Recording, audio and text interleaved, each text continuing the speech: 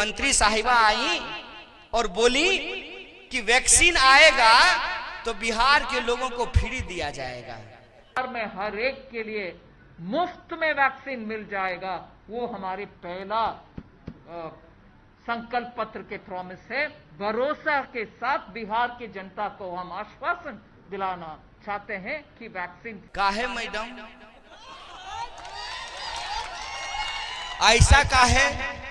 एक बात तो ये कि वैक्सीन अभी आया नहीं है, बच्चा अभी पैदा नहीं हुआ है, वादा कर दिए हैं फुफ्फी कि झुनझुना खरीद के देंगे।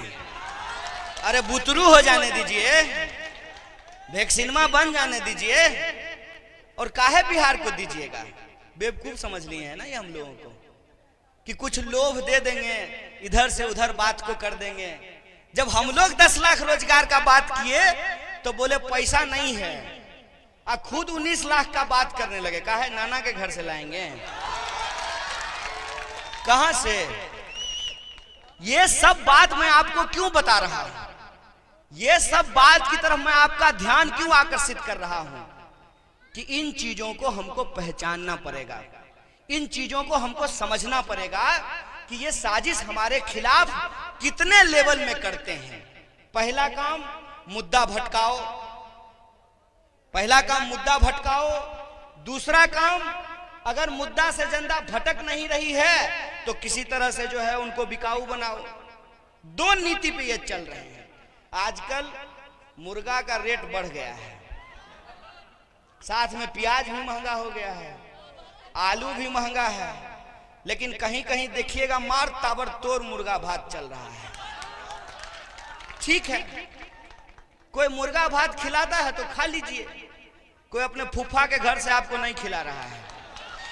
जनता का टैक्स का पैसा है, बेईमानी किया है, चुराया है, डकैती किया है, डाका डाला है, तो अभी उसका कुछ छिटका आपके ऊपर छिड़क दे रहा है। खा लीजिए, कोई दिक्कत नहीं है, लेकिन एक बात याद रखिएगा, 5 दिन चुनाव में मुर्गा भात खाइए, पेट हंसोतिए पान खा करके, कोई दिक्कत नहीं है। लेकिन अगर मुर्गे भात में फंस गए तो 5 दिन का मुर्गा भात के बाद 5 साल तक ये मुर्गा बना करके रखेगा। हर 5 साल में एक बार मौका आता है कि नेता जो है मुर्गा बनता है। आप तय कर लीजिए कि नेता को मुर्गा बना करके रखना है कि खुद मुर्गा बन जाना है। 5 साल के बाद फिर नेता हाथ नहीं आने वाला है।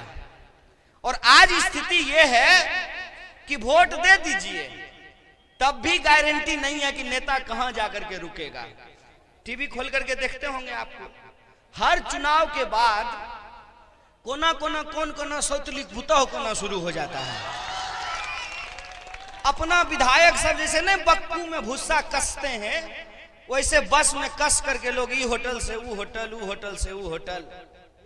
तो कम से कम पिछला बार का अनुभव देखते हुए, 2015 का अनुभव देखते हुए, जहां सीएमए साहब हैक हो गए, तो कम से कम एमएलए साहब हैक नहीं हो, ऐसा हमें एमएलए चुनना पड़ेगा ना।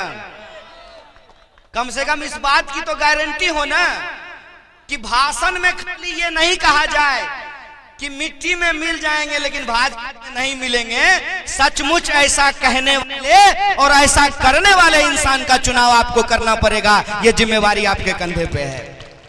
दोहरी चुनौती हमारे सामने है। पहली चुनौती ये है कि अपने मुद्दों की रक्षा कैसे करेंगे, और दूसरी चुनौती ये है कि अपने जनमत की रक्षा कैसे करेंगे। और ये दोनों सवाल पे मैं बिहार की जनता के विवेक पे पूरा भरोसा करता हूं, और भरोसा करने का पर्याप्त कारण है हमारे पास। हम उस धरती पे खड़ा होकर के बात कर रहे हैं जो धरती कविवर विद्यापति की धरती है।